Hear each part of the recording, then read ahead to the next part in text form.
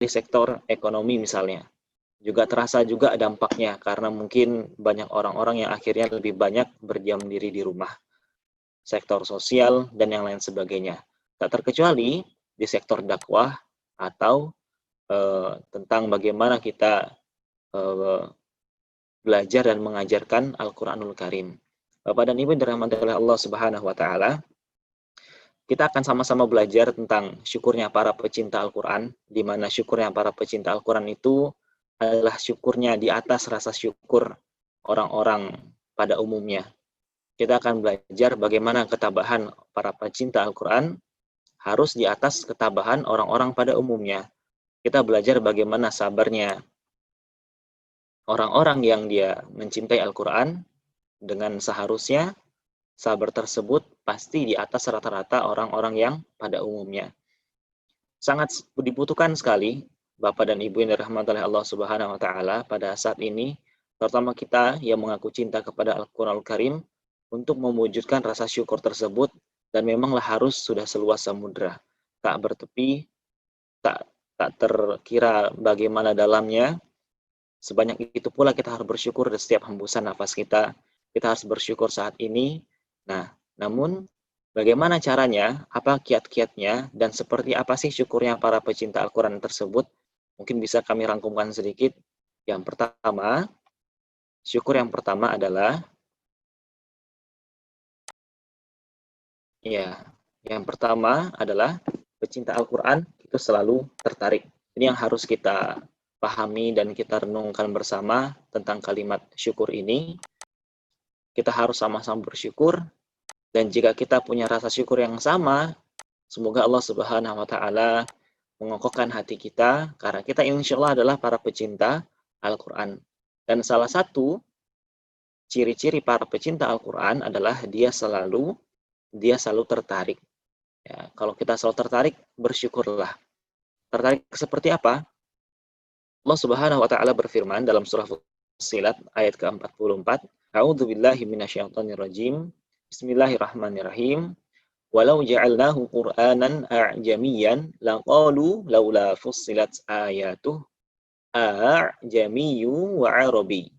Qul huwa lil ladzina amanu hudaw wa shifaa' wal ladzina la yu'minuna fi adhanihim waqar wa huwa 'alaihim 'ama. Ulaika yunadawna min makanin ba'id. Ini adalah salah satu ayat Fussilat di surah Fussilat ayat yang ke-44, di mana waktu itu turunnya terjadi karena beberapa kaum Quraisy, orang-orang dari kaum Quraisy tersebut, dia bertanya, ikhwafillah dirahmati Allah Subhanahu wa taala, dia bertanya kepada Nabi Muhammad SAW, wahai Nabi, kenapa Al-Quran itu diturunkan dengan bahasa yang seperti itu? Kenapa nggak diturunkan dengan bahasa selain dari bahasa Arab, sehingga semuanya bisa membaca dan bisa paham tentang apa isi dari Al-Quranul Karim? Banyak sekali yang berbicara. Kenapa seperti ini? Kenapa nanti seperti ini ngajinya? Kenapa diturunkan seperti ini? Nah, salah satunya juga yang seperti ini. Kenapa bahasa dalam Al-Quran bukan dari bahasa yang dimiliki oleh bangsa-bangsa yang lain? Kenapa cuma dalam satu bahasa aja? Ini menjadi sebuah pertanyaan yang banyak diajukan kepada orang-orang kaum Quraisy ketika saat itu. Dan banyak juga yang goyah. Iya juga ya. Kenapa jadi seperti itu ya? Lalu turunlah ayat ini yang menjelaskan bahwa ternyata walaupun jika sekalipun Al-Quran tersebut diturunkan bukan dengan bahasa Arab sekalipun, maka sesungguhnya mereka itu tidak juga beriman. Mereka itu cuma hanya mencari alasan saja. Mereka itu hanya ingin melecehkan saja. Mereka itu hanya ingin mengganggu saja dakwah-dakwah para nabi, terutama Nabi Muhammad SAW, dan siapapun yang berjuang di medan Al-Quranul Karim. Di sini Allah Subhanahu wa taala berfirman, Al-Quran itu adalah petunjuk dan penawar bagi orang-orang yang beriman. Sudah dijelaskan, Qul huwa lilladzina amanu hudaw wa shifaa'. Jadi Al-Quran itu akan menjadi petunjuk dan penawar bagi orang-orang yang beriman. Sedangkan orang-orang yang seperti mereka tadi, yang dia berbicara seperti itu, yang terus mempertanyakan, Seolah-olah mereka itu di telinganya itu ada sumbatan. Sedangkan Al-Quran itu akan menjadi suatu kegelapan buat mereka. Mereka itu adalah seperti orang-orang yang dipanggil dari tempat yang jauh. Gimana ceritanya kita memanggil orang yang jauh? Kadang nggak kedengaran, kadang cuma sampai gemanya saja. Kadang sampai cuman sampai gemanya saja. Fajar, Fajar, Fajar. Sampai terakhir nggak kedengaran. Siapa ya tadi yang panggil ya? Siapa yang panggil ya? Kurang kedengaran. Kenapa? Karena sudah berjauhan. Ini ada salah satu maknanya buat kita adalah yang pernah terjadi sekarang ini, terutama buat kita semuanya para pecinta Al-Quran, kita harusnya bersyukur kepada Allah Subhanahu wa Ta'ala. Syukur itu apa sih sebenarnya? Syukur itu adalah ketika kita melihat segala macam tanda-tanda kekuasaan Allah Subhanahu wa Ta'ala, baik itu ada dalam diri kita maupun ada di dalam lingkungan kehidupan kita, sekeliling kita, tanda-tanda kebesaran dari Allah Subhanahu wa Ta'ala tersebut kita ucapkan dengan alhamdulillahirabbil alamin. Lalu dibenarkan oleh hati dengan beriman kepada Allah Subhanahu wa Ta'ala. Lalu akhirnya semua anggota tubuh semuanya beraktivitas menyambut ibadah hanya kepada Allah Subhanahu wa Ta'ala. Senantiasa berjuang sekuat tenaga untuk melaksanakan segala amalan-amalan ajaran yang diberikan kepada kita dan senantiasa menjauhkan diri kita dari segala macam bujuk rayu syaitanir rajim. Ikhwafillah dirahmati oleh Allah Subhanahu wa Ta'ala. Maka kita harus bersyukur kepada Allah Subhanahu wa Ta'ala tentang yang satu ini. Kita coba lihat di dewasa ini, di masa yang sekarang ini, kira-kira ada nggak sih yang seperti ini? Kita lihat contohnya seperti ini, ikhwafillah. Kadang-kadang ada orang yang dia berbicara atau ingin belajar mengaji, namun dia pertanyakan dulu, Ustadz, kenapa sih kok belajarnya hari Jumat? Kenapa nggak hari Kamis aja? Ustadz, kenapa sih belajarnya kok pelan-pelan? Kenapa nggak cepat-cepat aja? Ustazah, kenapa harus kajiannya hari Minggu pagi, hari Ahad pagi jam 8 misalnya? Kenapa nggak hari Sabtu aja? Pernah nggak kita mendengar kalimat-kalimat seperti ini di kehidupan kita, teman kita, atau peserta yang lainnya? Atau jangan-jangan, mohon maaf, bahkan diri kita pernah seperti itu. Kenapa sih kok belajar ngajinya di hari Jumat? Kan hari Jumat kan saya juga ada kerjaan yang lain. Hati-hati, bisa jadi ayat ini bisa termasuk nanti. Nanti Allah bakal jawab juga. Walaupun nanti dipindah di hari Sabtu pun, kalian juga nggak pernah bisa ikut kok. Walaupun nanti dipindah belajar ngajinya hari Kamis sore pun, kalian juga nggak bakal ikut. Kenapa?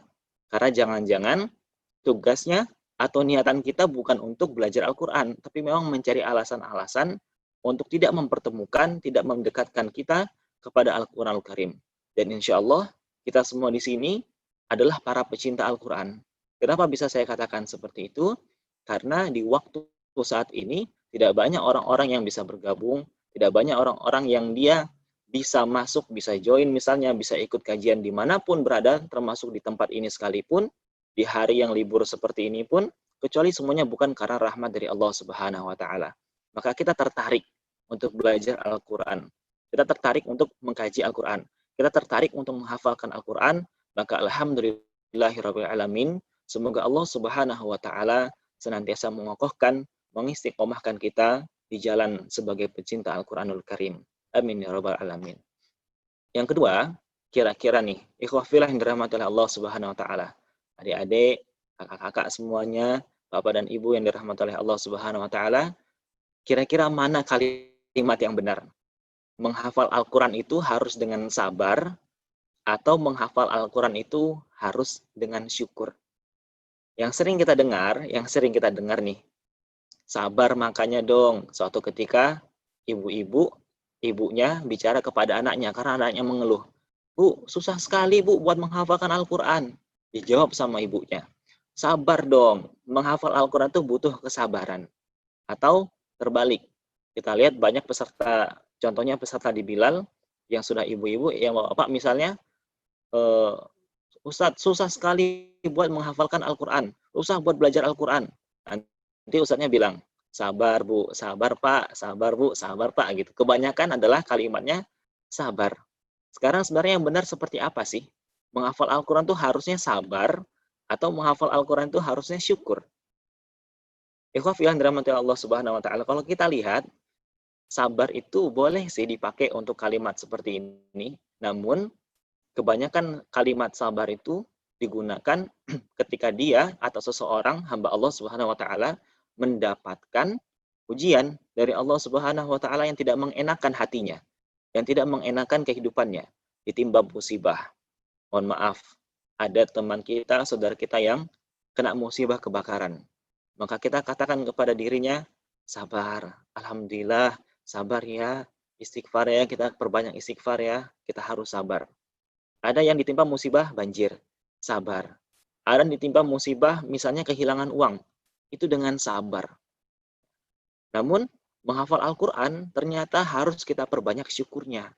Wa idz ta'adzana rabbukum la in syakartum la azidannakum wa la in kafartum in 'adzabi lasyadid. Pada surah Ibrahim ayat yang ke-7 disebutkan bahwa kalau kita nanti bersyukur kepada Allah Subhanahu wa taala, maka insyaallah akan ditambah dan ditambah lagi segala macam perjuangan yang telah kita lakukan. Maka menghafal Al-Quran itu ikhwah fillah haruslah dengan memperbanyak syukur. Nanti ada anak-anak kita, ibu susah sekali menghafalkan Al-Quran.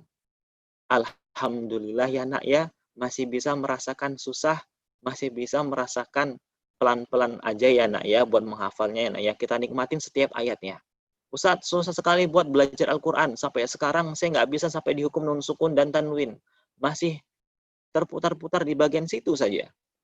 Alhamdulillah sudah bisa melewati tahap-tahapan sampai di nun sukun dan tanwin. Semoga nanti ditambah oleh Allah Subhanahu wa taala ilmu-ilmunya. Jadi memang penting sekali kita belajar bahwa mindset kita ketika belajar Al-Quran, ketika menghafalkan Al-Quran, memperbanyak syukurnya kepada Allah Subhanahu wa taala. Kenapa? Allah Subhanahu wa taala sudah menjelaskan dalam surah Thaha ayat yang kedua, "Ma anzalna 'alaikal Qur'ana litashqa." Kami tidak menurunkan Al-Quran ini kepadamu agar kamu menjadi susah. Al-Quran diturunkan bukan untuk menjadi hati susah. Al-Quran dihafal bukan untuk menjadi hati ini menjadi makin stres.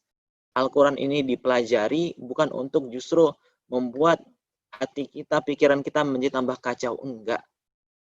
Jangan-jangan selama ini kita salah konsepnya dalam menghafal atau sedang belajar Al-Quran. Konsepnya kita perbanyak syukurkah atau kita akan memperbanyak mengeluh dan mengeluh. Semua kita selalu bersyukur.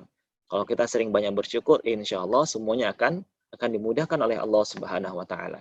Yang ketiga, salah satu syukurnya para penghafal Quran, salah satu syukurnya para pencinta Al-Quran adalah bersyukurlah, alhamdulillahirabbil alamin, kita nikmati suapan demi suapan. Ikhwah fillah dirahmati Allah Subhanahu wa taala, ada yang punya anak bayi, anak kecil, atau punya adik, usianya 6 bulan, usianya 7 bulan. Sekitar usia 7 bulan tersebut sudah bisa dikasih empasi, bisa dikasih makanan penunjang. Kita coba lihat takaran makanan dari anak bayi tersebut. Harusnya agak encer ya, harus cair, jangan terlalu kental. Dan juga jangan terlalu berserat, dia harus dihancurkan. Habis itu disuapin ke anak tersebut juga nggak boleh banyak-banyak. Sendoknya juga harus sendok khusus. Sendoknya harus sendok yang kecil sekali. Nggak bisa pakai centong nasi, nggak bisa. Nggak masuk nanti di mulut anaknya. Harus pakai sendok khusus yang kecil juga. Habis itu nanti dia sudah masuk usia 4 tahun. 5 tahun. Sudah mulai berubah tuh tekstur makanannya. Sudah bisa makan makanan seperti orang dewasa, tapi porsinya nggak banyak. Ketika disuapin, bisa makan. Ada nasinya bisa. Ada pakai sayur bisa. Pakai ikan juga bisa. Namun, mungkin ada pantangannya. Anak-anak umur 4 tahun belum bisa dikasih makan makanan yang pedas. Masih ada pantangannya.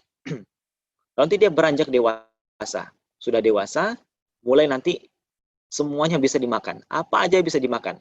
Bisa makan nasi, pakai sayur, pakai ikan.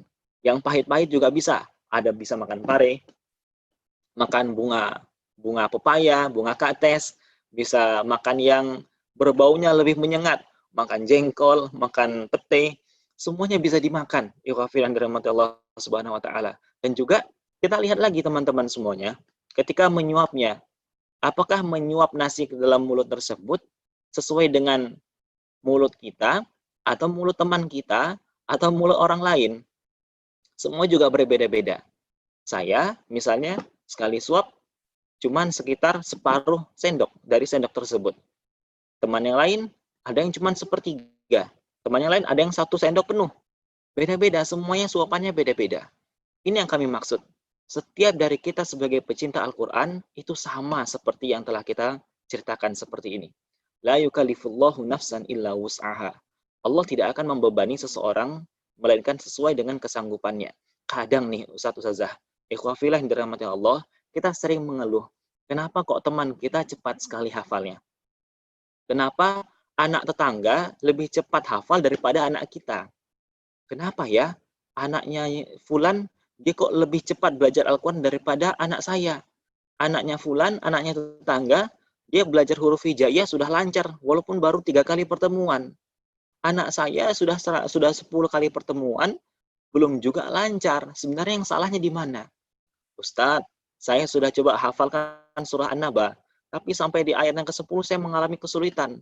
Kenapa ya teman kita, salah satu peserta juga, dia bisa setoran An-Naba 1 surah sekali setor. Apa yang membedakan di situ? Yang membedakan adalah suapannya. Ikhwafil yang dirahmati Allah Subhanahu wa taala, start kita dimulai masing-masing orang tuh berbeda. Masing-masing orang dia punya keuntungan atau punya hal-hal yang berbeda, latar belakang yang berbeda. Contoh, kok bisa ya teman kita yang di sebelah ini dia bisa hafal An-Naba dalam sekali setor? Ternyata dia selalu membaca Al-Quran 1 kali khatam 1 bulan. Sedangkan kita 1 kali khatam 1 tahun. Gak bisa disamakan. Suapannya udah berbeda. Yang disuap udah berbeda. Satu orang yang dia sekali khatam 1 bulan misalnya, sekali baca surah An-Naba, udah mulai terbayang. Karena sering diulang-ulang. Akhirnya ketika menghafalkan An-Naba bisa amma yatasaalun sampai habis bisa. Yang satu lagi terbata-bata. Kenapa? Latar belakangnya sudah berbeda. Yang satu sudah sering tilawah Al-Quran, yang satu lagi ternyata masih dikatakan kurang untuk tilawah Al-Quran. Apalagi nanti yang tilawahnya seminggu sekali khatam, Masya Allah. Ini akan sangat bagus sekali buat para penghafal Al-Quran. Jadi, yuk sama-sama kita bersyukur kepada Allah Subhanahu wa taala. Beda-beda kita. Jangan samakan antara kita dengan orang lain. Jangan samakan hasilnya, tapi cari di mana titik mulai teman-teman kita. Teman-teman kita sudah bisa sampai di level ini ketika menghafalkan Al-Quran. Ketika membaca Al-Quran sudah sampai di level itu. Kenapa kita belum bisa? Kita lihat latar belakang kita. Lalu yang kita kejar adalah bagaimana pengalaman dia ketika belajar Al-Quran, itu juga kita jadikan pengalaman dalam belajar Al-Quran. Oh ternyata dia sebelum menghafalkan Al-Quran, dia ada baca ini dan itu sebanyak sekian kali. Maka itu akan menjadi patokan kita nanti untuk mencintai Al-Quranul Karim. Dengan menghafalkan Al-Quran, dengan belajar Al-Quranul Karim. Nikmatilah suapan demi suapan tersebut. Ikhwahfilan dirahmati Allah Subhanahu wa taala, jika ingin cepat hafal, maka tolong nikmatilah suapan demi suapan tersebut. Ya. Yang berikutnya, yang keempat adalah kita harus bersyukur. Alhamdulillahirabbil alamin, kita belajar gak apa-apa deh pelan. Yang penting tajwidnya benar. Kita sungguh sangat sedih sekali, ikhwafillah dirahmatillah Allah Subhanahu wa taala, ketika lihat teman-teman kita yang sudah masuk ke hafalan Quran, tapi ternyata tajwidnya mungkin belum ada yang tepat. Hukum-hukum bacaannya banyak yang terlewati. Kita nggak apa-apa deh, santai dulu. Ya, kita nggak apa-apa deh, pelan-pelan dulu. Yang penting tajwidnya nanti benar. Ada Ustadz Deden Makhyaruddin Al-Hafiz, beliau adalah para penghafal Quran juga. Beliau ini hafal Quran, kalau tidak salah, selesai setoran itu sekitar 19 hari atau 22 hari. Selesai setoran hafalan, 1 juz sampai 30 juz, itu sekitar 20 hari. Selesai setoran. Dan untuk mengkhatamkannya, untuk melancarkannya, beliau butuh sekitar 50 sampai 60 hari. Atau kita lihat sekitar 2 bulan. 2 atau 3 bulan untuk melancarkan bacaannya. Beliau ini adalah orang-orang yang sangat cepat sekali diberikan anugerah oleh Allah Subhanahu wa taala untuk cepat hafal. Dan beliau pernah bilang, cepat hafal itu datangnya dari Allah Subhanahu wa taala. Sedangkan ingin cepat hafal bisa jadi datangnya dari hawa nafsu dan syaitan. Ini bukan tanpa makna, karena tentu sekali kita sering melihat, kok bisa ya teman-teman itu kok cepat hafal gitu. Padahal kayaknya nggak banyak dibaca kalau kita sama-sama tuh sama-sama ngaji. Padahal sama-sama ngaji, sama-sama diulang ayatnya juga sama-sama. Jumlah ayat yang diulang juga sama-sama. Tapi kok bisa ya yang teman kita ini lebih cepat hafal daripada kita? Ini mungkin adalah karunia dari Allah Subhanahu wa taala. Karena cepat hafal itu adalah datangnya dari Allah Subhanahu wa taala. Sedangkan hati-hati yang bahaya adalah ingin sekali cepat hafal. Ingin sekali cepat hafal. Yang akhirnya tadi kita katakan tajwidnya menjadi berantakan. Ingin melewati tahapan yang namanya belajar tajwid.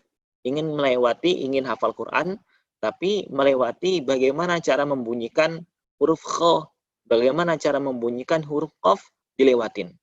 Semuanya ditabrak. Nah, hati-hati. Ingin cepat selesai hafalan, jangan-jangan ini datangnya dari hawa nafsu dan dari syaitanir rajim. Na'udzubillah, na'udzubillah. Semoga kita terhindar dari yang seperti ini. Allah Subhanahu wa taala berfirman, "La tuharrik bihi lisanaka lita'jala bih." Janganlah engkau gerakkan lidahmu untuk membaca Al-Qur'an karena hendak cepat-cepat menguasainya. Ya, kita bersyukur kepada Allah Subhanahu wa taala dikasih kenikmatan buat membaca Al-Qur'an dengan baik dan benar. Kita bacalah Al-Qur'an itu dengan baik dan benar pula. La tuharrik bihi lisanaka lita'jala bih. Membacanya dengan pelan, yang penting tajwidnya benar. Boleh nggak cepat? Boleh baca dengan cepat, asalkan juga tajwidnya juga benar. Ikhwan fillah dirahmati Allah Subhanahu wa taala. Salah satu hal harusnya kita jadikan pertanyaan dalam diri kita adalah ketika ada pertanyaan ingin cepat hafal, dan ingin cepat hafal, dalam diri kita harusnya langsung bertanya, emangnya kalau nanti sudah hafal mau ngapain? Emangnya nanti kalau sudah khatam mau ngapain? Emangnya nanti kalau sudah dapat gelar, sudah dapat wisuda, emangnya mau ngapain? Ini harus jadi pertanyaan kita, agar jangan sampai niat itu menjadi tidak baik. Contohnya, yang sering kita coba kaji bersama adalah Zainul Quran bi aswatikum. Hiasilah Al-Quran dengan suara kalian. Ini sering kita coba kita sampaikan kepada teman-teman dan ustadz-ustadz yang lain juga. Kita sekarang ini kadang terbalik. Disuruh untuk menghiasi Al-Quran dengan suara kalian, namun ternyata ujung-ujungnya terbalik. Menggunakan Al-Quranul Karim untuk memperindah suara kita. Ini tentu akan menjadi niatan yang salah sekali. Contohnya, suatu ketika pernah juga kami ceritakan, ada yang datang kepada kami. Ustadz, saya mau memperbagus suara saya Ustadz, makanya mau belajar ngaji. Boleh nggak Ustadz? Kita langsung kaget semuanya. Kok bisa mau memperbagus suara, tapi dengan medianya Al-Quranul Karim? Ya memang bisa sih, karena mengaji Al-Quran ini, teman-teman, kalau tajwidnya benar, insya Allah akan bagus sendiri. Namun kalau niatnya nanti dari niatan yang tidak baik, pasti akan menjadi tidak baik pula. Maka ini kita harus berhati-hati. Yang penting kita bacaannya pelan, namun tajwidnya tetap benar insya Allah. Tahapan-tahapannya kita harus tahu. Pertama, kita akan belajar tahsin dulu. Jadi buat semuanya, tahapan-tahapan sebagai pecinta Al-Quran adalah yang pertama adalah tahsin dulu. Semuanya ikut belajar tahsin, memperbaiki bacaan dulu. Sambil belajar tahsin, nanti tolong tetap ada dibarengin dengan yang namanya tilawah. Tilawah. Jadi habis tahsin, tilawah jangan lupa. Yang kita punya PR mandiri di rumah buat tilawah Al-Quran. Habis tilawah Al-Quran, yang ketiga yang harus kita lakukan sebagai pecinta Al-Quran adalah tadabbur. Kita mulai banyak tuh membaca arti-artinya, kita lihat, baca ayatnya, baca artinya. Habis itu kita refleksikan dalam diri kita. Wah, ini tentang apa ya? Ini tentang apa ya? Cari tahu yuk, cari tahu yuk. Cari tahu kepada ustadz dan ustazah. Bertanya nanti dengan ustadz dan ustazah ketika kita menemukan ayat-ayat atau artinya yang kita tidak pahami. Lalu setelah kita tadabbur, kita akan belajar tahfidz. Baru kita akan menghafal. Kita akan menghafal Al-Quran ini karena memang kita cinta dengan Al-Quranul Karim. Subhanallah, betapa besarnya pahala orang-orang yang dia menjadi ahlul Quran, yang menjadi para pecinta Al-Quran, di mana Nabi Muhammad SAW bersabda, Innalillahi ta'ala ahlina minan nas. Sesungguhnya Allah Subhanahu wa ta'ala punya keluarganya dari golongan manusia. Lalu ditanyalah para sahabat. Para sahabat bertanya kepada Nabi, Qila manhum ya Rasulullah, siapa mereka wahai Nabi? Kami semuanya penasaran, siapa sih keluarganya Allah di dunia? Masa ada sih dari golongan manusia? Kata Nabi Muhammad SAW, ada hum ahlullah wa khassatuh. Siapa mereka? Ahlul Quran. Ahlul Quran, hum ahlullah wa khassatuh. Dia adalah ahli Al-Quran. Dia adalah para pecinta Al-Quran. Dia adalah yang mendedikasikan dirinya itu kebanyakan ya untuk Al-Quran. Kalau dia tidak sedang belajar, ya dia sedang mengajarkan Al-Quran. Jadi semuanya berjalan dengan Al-Quranul Karim. Subhanallah. Semoga ini bisa menjadi banyak sekali manfaat buat kita semuanya. Yang berikutnya adalah kita sama-sama bersyukur kepada Allah Subhanahu wa taala karena karakter para pecinta Al-Qur'an, karakter para penghafal Al-Qur'an itu adalah perindu dan dirindukan. Subhanallah. Ya, siapa yang dirindukan? Siapa yang merindukan? Siapa yang merindukan? Nah, ternyata penghafal Al-Qur'an ini adalah keduanya. Penghafal Al-Qur'an atau pecinta Al-Qur'an adalah dia yang merindukan dan dia juga dirindukan. Maksudnya seperti apa? Imam Filan dirahmati Allah Subhanahu wa taala. Pecinta Al-Qur'an, orang yang dia mengaku bahwa Al-Qur'an adalah sahabatnya, sebagaimana Nabi Muhammad SAW bersabda, Iqra'ul Qur'an fa innahu ya'ti yaumal qiyamati syafi'an li ashabihi.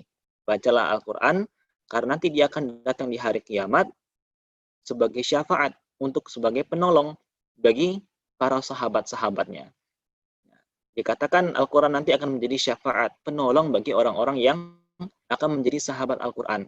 Dan para pecinta Al-Quran, insya Allah adalah para sahabat Al-Quran itu sendiri. Kenapa dia bisa menjadi merindukan dan kenapa dia bisa dirindukan? Salah satu karakternya orang penghafal Al-Quran adalah ketika dia tidak bersama dengan Al-Quran Al-Karim, sehari dia tidak belajar Al-Quran Al-Karim, tidak mendengarkan ayat-ayat Al-Quran Al-Karim, dia ada rasa sesak dalam hatinya. Hari ini belum ngaji nih. Hari ini saya belum tilawah nih. Hari ini saya belum mengulang hafalan. Hari ini saya belum setoran kepada ustadz dan ustazah. Ada rasa seperti itu, maka kita harus bersyukur kepada Allah Subhanahu wa taala. Ternyata kita sudah diikat diri kita ini, ruh kita ini dengan Al-Qur'anul Karim. Salah satunya buktinya adalah kita merindukan ketika sehari tidak bersama dengan Al-Qur'an. Ketika 2 hari tidak bersama dengan Al-Qur'an. Kita melakukan perjalanan yang panjang berhari-hari. Di perjalanan itu kita belum bisa baca. Hafal juga belum. Kita sering baca tapi nggak hafal. Jadi nggak bisa di mana dan kapan saja buat membaca Al-Quran. Ada rasa rindu. Ya Allah, selama perjalanan ini belum ada ngaji. Belum ada membaca Al-Quran. Subhanallah. Rasa rindu inilah yang nanti akan mengantarkan bahwa insya Allah kita akan ditolong oleh Allah Subhanahu wa taala melalui Al-Qur'anul Karim, diberikan syafaat dan kita ditolong oleh Allah Subhanahu wa taala di hari kiamat kelak. Subhanallah. Kita akan menjadi rindu untuk membaca Al-Qur'an. Kita lihat ikhwafil dirahmati Allah Subhanahu wa taala. Kira-kira ini sudah bulan keberapa kita tidak bisa kajian yang bertatap muka. Udah berapa lama kita nggak membentuk lingkaran, kita ngaji bareng-bareng 5 orang, 6 orang, kita ketemu dengan peserta, ketemu dengan teman-teman, ketemu dengan ustadz ustazah untuk belajar Al-Quran. Berapa bulan sudah banyak anak-anak TPA yang diliburkan ngajinya. Berapa bulan ini sudah anak-anak yang di rumah tahfidz karena dapat atau kondisinya di zona merah, akhirnya nggak bisa melakukan kegiatan tahfidz yang bertatap muka. Ada nggak rasa sedih di situ, Ustaz Nazah? Ikhwafilan dirahmati Allah Subhanahu wa taala. Ada nggak rasa rindu seperti itu? Jika ada rasa rindu, mari kita sama-sama bersyukur kepada Allah Subhanahu wa taala. Karena Allah Subhanahu wa taala masih melembutkan hati kita. Jangan sampai nanti hati kita dikeraskan oleh Allah Subhanahu wa taala. Lalu siapa yang dirindukan? Ternyata para penghafal Al-Qur'an, pecinta Al-Qur'an juga dirindukan. Siapa yang dirindukan? Siapa yang merindukan kita? Dia adalah Al-Qur'anul Karim. Teman-teman, Pernah nggak lagi hafalin Quran, kita sudah hafal nih surah An-Naba. Lalu yang berikutnya, pas kita coba hafalan lagi, seminggu berikutnya, sebulan berikutnya, kok tiba-tiba kok ada yang hilang ya? Ada yang terlupa ya? Ayat-ayatnya kok ada yang lupa ya? Sampai di ayat fadzuku falan nazidakum illa. Loh, kok jadi lupa ya? Astagfirullahaladzim. Kok jadi lupa ya? Dulu kan sudah pernah dihafal nih. Innalil muttaqina. Apa ya habis itu ya ayatnya ya? Terlupa. Subhanallah, inilah teguran dari Allah Subhanahu wa taala bahwa Al-Qur'anul Karim sedang merindukan para pembacanya. Katanya Al-Qur'an mungkin seperti ini. Yuk baca lagi yuk. Udah lama nih nggak setoran. Yuk baca lagi yuk. Udah lama nih nggak tilawah Quran. Yuk pegang aku lagi yuk. Ambil aku lagi, kata Al-Quran seperti itu. Jadi ini adalah hal yang sangat baik sekali. Kalau kita pernah merasakan seperti itu, kita bersyukur kepada Allah Subhanahu wa taala. Sanuqari'uka fala tansa. Kami akan membacakan Al-Qur'an kepadamu Muhammad, maka kamu tidak akan lupa. Ini adalah karunia dari Allah Subhanahu wa taala. Kita harus kokohkan iman kita, takwa kita kepada Allah dengan berharap bismillah ya Allah, semoga Allah Subhanahu wa taala membuat kita yang tidak akan lupa Al-Qur'anul Karim insyaallah. Yang berikutnya, ikhwah fillah dirahmati oleh Allah Subhanahu wa taala, salah satu syukurnya para penghafal Al-Qur'an yang memang syukurnya harus luas samudera adalah dengan cara belajar dan mengajarkannya. Ini adalah bentuk syukur para pencinta Al-Qur'an. Bagi siapa saja yang dia mengaku dia cinta dengan Al-Qur'anul Karim, maka sesungguhnya harusnya dia paham dan dia kenal dengan hadis yang akan kita bacakan. Khairukum man ta'allama al-Qur'ana wa 'allamah. Sebaik-baik dari kalian adalah yang belajar dan mengajarkan Al-Qur'anul Karim. Ini adalah bentuk syukurnya para penghafal Quran. Inilah bentuknya syukurnya para pecinta Al-Quran. Jangan sengah-sengah. Ikhwah fillah yang dirahmati Allah Subhanahu wa taala. Gak bisa ceritanya kalau dikatakan saya cinta Al-Quran tapi nggak mau belajar. Saya cinta Al-Quran tapi nggak mau mengajarkannya. Minimal kita akan ajarkan kepada anak didik kita. Minimal kita ajarkan untuk adik kita. Minimal kita ajarkan untuk kakak kita. Minimal kita ajarkan untuk ayah kita. Minimal kita ajarkan untuk ibu kita. Ikhwah fillah, terutama buat teman-teman yang masih muda. Coba kita sama-sama lihat sejenak, kita pandang mungkin wajah ibu kita pandang wajah ayah kita yang masih ada, yang masih bersama dengan kita. Kita coba lihat, kira-kira bacaannya sudah bagus atau belum. Bagaimana cara baca Al-Qurannya ayah kita? Apakah sudah bagus atau belum? Bagaimana cara membacanya ibu kita? Ketika membaca Al-Quran, apakah sudah bagus atau belum? Jika memang belum, adalah tugas kita untuk mengajarkan keduanya. Bukankah kita disekolahkan jauh-jauh? Kita disekolahkan mahal-mahal ini agar bisa berbakti kepada kedua orang tua kita. Sedangkan bakti yang salah satu yang paling utama adalah di bidang Al-Quranul Karim. Karena akan dibaca oleh semuanya.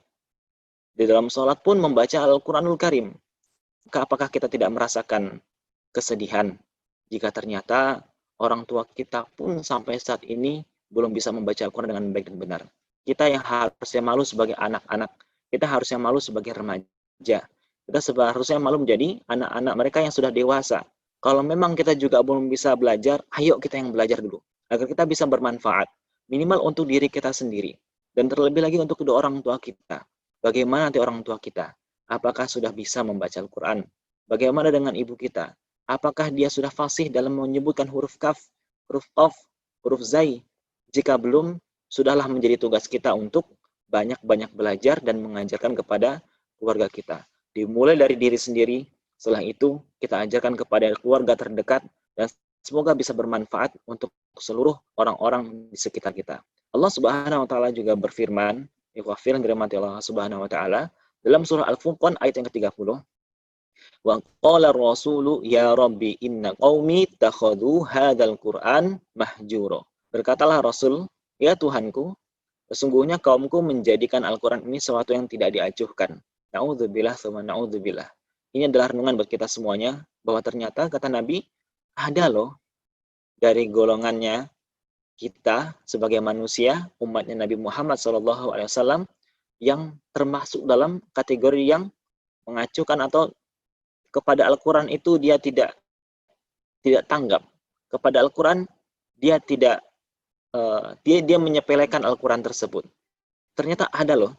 Dan salah satunya yang termasuk dalam menyepelekan Al-Quran dan tidak menganggap Al-Quran adalah tidak mau belajar dan mengajarkannya. Kita selalu berlindung kepada Allah Subhanahu wa taala dari sifat tidak mau belajar dan tidak mau mengajarkan ini. Semoga semuanya bisa ikut belajar dan mengajarkan karena kita tahu pahalanya sangat besar. Man qara'a harfan min kitabillahi falahu bihi hasanah wal hasanatu bi asyri amsalihha. Kata Nabi Muhammad sallallahu alaihi wasallam, man qara'a harfan, barang siapa yang membaca satu huruf min kitabillah, dari kitabnya Allah yakni Al-Qur'anul Karim, maka dia akan mendapatkan hasanah atau kebaikan. Wal hasanatu bi asyri amsalihha. Lalu kebaikan tersebut dilipat gandakan, bisa sampai 10 kali lipat. La aqulu, aku tidak mengatakan, kata Nabi, alif lam mim harfun. Alif lam mim itu satu huruf, bukan. Walakin, akan tetapi, alifun harfun, huruf alif itu satu. Walamun harfun, huruf lam itu satu. Wa mimun harfun, dan huruf mim adalah satu. Bayangkan kalau kita baru baca Bismillahirrahmanirrahim. Ada sekitar 19 huruf di situ. Kalau kita bisa kalikan 10 saja, kalau kita memang ingin dikalikan, sudah dapat 190 kebaikan yang akan kita dapatkan. Dan salah satu kebaikan dari sekian banyak kebaikan tersebut adalah وَذَكَرَهُمُ فِي مَنْ عِنْدَهُ. Bayangkan, nama-nama kita disebutkan dengan nama-nama terindah oleh Allah Subhanahu wa taala. Fulan bin Fulan lagi belajar ngaji. Ngapain sekarang Fulan bin Fulan? Ternyata lagi mendengarkan kajian tentang Al-Qur'an. Fulan bin Fulan lagi belajar ngaji, lagi mendengarkan ceramah, lagi ini dan itu dengan niatan yang baik karena sedang berkumpul untuk belajar Al-Quran. Subhanallah. Tentu inilah yang kita inginkan. Semoga Allah Subhanahu wa taala senantiasa menjaga kita dan kita senantiasa bersyukur. Syukurnya para pecinta Al-Quran adalah syukur seluas samudra. Syukurnya para pecinta Al-Quran adalah syukur yang tak bertepi. Syukurnya para pecinta Al-Quran adalah syukur yang tidak pernah diketahui kedalamannya. Harusnya kita akan menjadi contoh kepada teman-teman kita. Kita akan menjadi contoh untuk seluruh masyarakat yang ada. Semoga Allah Subhanahu wa taala merahmati para pecinta Al-Qur'an dan ustadz-ustadzah, Bapak dan Ibu, ikhwah fillah semuanya di sini juga semoga dirahmati oleh Allah Subhanahu wa taala. Mungkin ini yang bisa saya sampaikan. Yang berikutnya kita akan ada wawancara nanti dengan Ustaz Rustam Dirhamudi Al-Hafidh. Ditunggu kehadirannya nanti. Kita akan berjumpa lagi insyaallah selepas ini. Akan saya kembalikan kepada MC. Wabillahi taufiq wal hidayah. Assalamualaikum warahmatullahi wabarakatuh.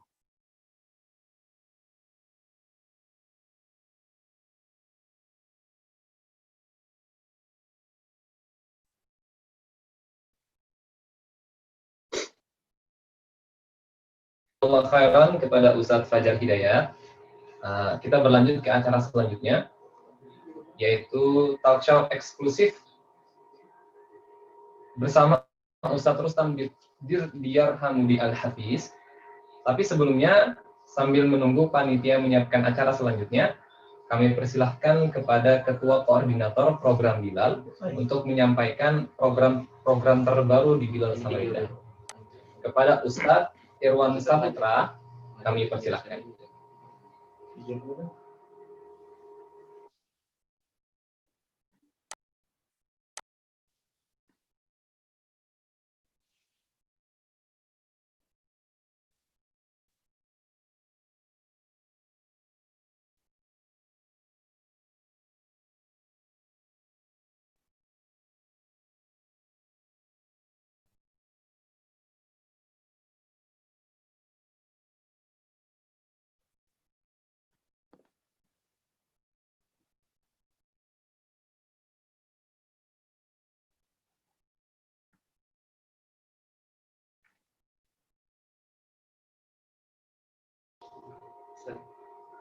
Slide-nya. Slide-nya.